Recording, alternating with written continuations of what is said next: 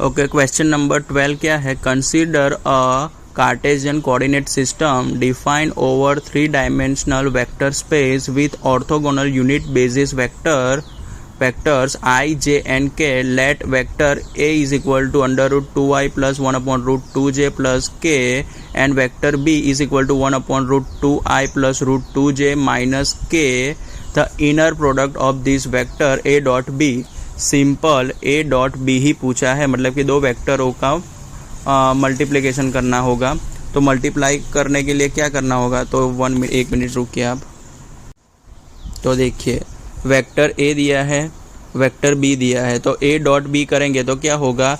I का I के साथ, J का J के साथ और K का K के साथ। मतलब कि I का एलिमेंट √2 है और 1 अपॉन रूट, तो √2 into 1 upon √2 plus 1 upon J का J के साथ 1 अपॉन √2 इंटू √2 और K का K के साथ 1 इंटू -1। तो दोनों बराबर प्लस कर देंगे तो क्या आएगा? √2 कैंसिल, 1 प्लस 1 और ये -1 आ जाएगा, तो टोटल 1। तो A डॉट B का आंसर 1 आएगा। Simple question.